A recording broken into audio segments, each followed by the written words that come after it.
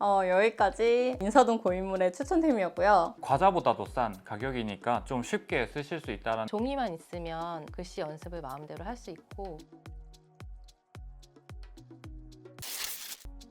제가 자주 사용하는 붓은 처마덕 필장의 유리붓입니다. 제가 보통 수업 레슨할 때는 휴대성이 간편하고 쓰기가 편한 쿠레타케 붓펜을 많이 쓰는데요. 개인 작업을 할 때는 이런 서예붓을 쓰고 있어요. 쓰는 탄성도 좋고 먹의 농도 조절이나 아니면 붓의 번짐 이런 것들이 이제 쓰기가 좋아서 서예붓으로 작업을 많이 하고 있고, 인사동에 위치한 북경빌방에서 샀는데요. 국내에서 찾기 힘든 좋은 품질의 제품들이 정말 많아요. 붓을 살 때 대나무 재질로 많이 되어 있는데, 이거는 플라스틱의 재질이지만 투명한 디자인으로 되어 있어서 예뻐서 이걸로 구매해서 썼습니다. 예쁘지 않나요? 이건 세필붓으로 작은 글씨를 쓸 때 쓰는 용도고요. 이렇게 옆에 보신 것처럼 다양한 크기의 붓들이 있어요. 작품의 크기에 따라서 글자의 크기가 바뀌는데요. 글자의 크기에 맞춰서 붓을 선택해서 써주시면 되고요. 1cm부터 50cm까지 굉장히 붓털의 길이가 다양하게 있어요. 붓털이 길이가 길어질수록 가격이 엄청 올라가거든요. 좀 특수한 귀한 재료일수록 가격이 많이 올라가게 되어 있어요. 종이랑 붓이랑 먹물의 조합이 굉장히 중요한데요. 이 세 개가 삼박자가 잘 맞았을 때 진짜 좋은 작품이 나오기도 하고, 글씨 쓸 때 굉장히 즐겁게 작품을 하게 되거든요. 세척할 때 굉장히 중요한데요. 이 붓털을 관리하는 게 내 머리카락을 관리하는 거랑 같다라고 해서 이 뿌리 부분이 많이 먹물이 굳어져요. 그래서 여기를 굉장히 깨끗하게 씻어야 돼요. 여기만 씻으면 아무 소용이 없습니다. 말릴 때는 물기를 꾹 짜고 키친타올이나 화선지 이런 걸로 꾹 눌러서 물기를 한 번 더 제거한 다음에 이렇게 세워서 걸어주시면은 이틀 정도 있으면 바짝 마르고요. 이렇게 세필 작은 붓은 하루 정도면 금방 마릅니다. 이렇게 관리를 해주셔야지 품질 그대로 1년, 2년 정도 쓸 수 있어요. 수심자분들한테 굉장히 추천드리고요. 탄성 굉장히 좋고 작은데도 예쁘고 붓 모의 재질도 굉장히 좋아요. 무엇보다도 가격도 굉장히 합리적이죠. 같이 쓰면 좋은 제품들은요, 여기 안에다가 붓을 이렇게 쏙 여기에 홀쭉한 부분에 붓이 고정이 되면 여기를 딱 뚜껑을 닫아서 이렇게 갖고 다니면은 붓이 이렇게 상할 일이 없어요. 휴대성이 좋은 종이도 추천을 드리고 싶었는데요. 이렇게 예전에 고문서처럼 보이는 이런 디자인으로 되어 있는데 안에가 두 겹으로 되어 있어요. 이런 깔판이 없어도 뒤에가 베겨 나오지 않아요. 여기까지 인사동 고인물의 추천템이었고요. 다 같이 이렇게 좋은 제품들로 캘리해요. 저는 제노브 펜을 쓰고 있습니다.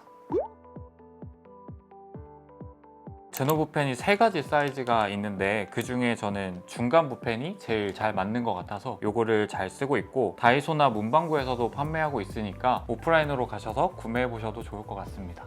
1,000원입니다. 과자보다도 싼 가격이니까 좀 쉽게 쓰실 수 있다는 장점이 있고, 생잉크를 쓰고 있다는 점인데요. 사인펜 같은 느낌이 아니라 먹에 좀 더 가까운 발색을 자랑하고 있어서 인쇄한 것 같다는 그런 칭찬을 들으실 수 있을 것 같아요. 근데 스펀지 타입의 붓펜이기 때문에 분모에 마모가 조금 생기는 편입니다. 이 잉크를 다 쓰기 전에 분모가 먼저 마모돼서 버리는 경우가 생기거든요. 분모가 빨리 다는 단점을 커버하기 위해서 이 붓펜을 잘라서 사용하고 있습니다. 이 붓펜을 자르실 때는 2가지 포인트가 있는데요. 하나는 사선으로 잘라준다는 포인트가 있고, 두 번째로는 3분의 2 지점 정도로 조금 길이를 여유 있게 처음에 잘라주시는 게 좋아요. 저는 이 펜을 하나 다 쓸 때까지 한 2번 정도 잘라서 사용하는 것 같아요. 그럼 분모를 어떻게 하면 잘 자를 수 있나요? 사실 1,000원밖에 안 하니까 많이 잘라보셔도 좋고, 이것도 조금 부담된다라고 하시면 집에 굴러다니는 사인펜이나 컴퓨터용 사인펜 같은 거, 그런 걸로 한 10자루 정도 잘라보시면 어느 정도 요령이 생길 것 같습니다.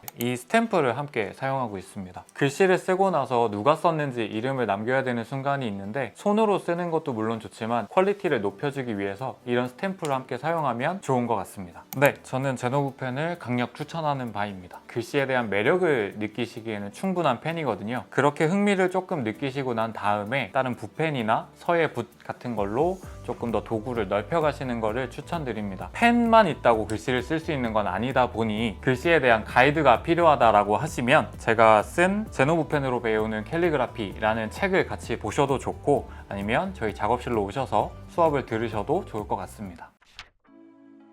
저는 쿠레타케 22호를 사용하고 있습니다.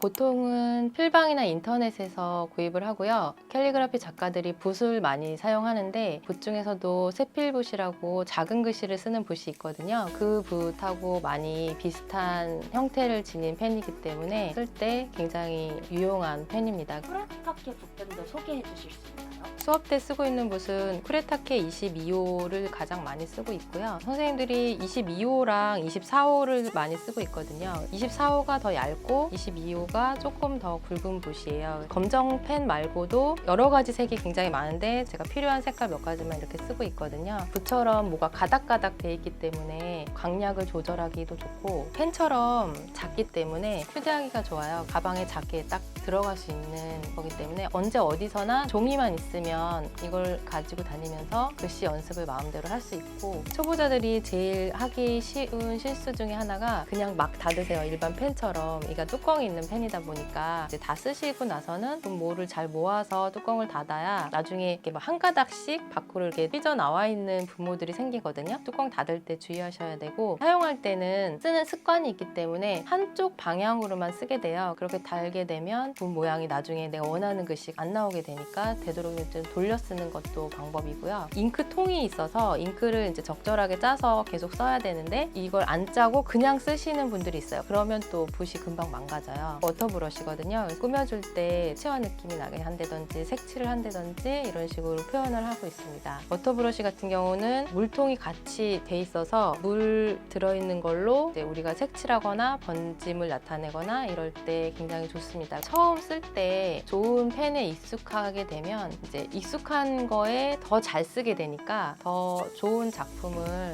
하실 수 있지 않을까 싶습니다.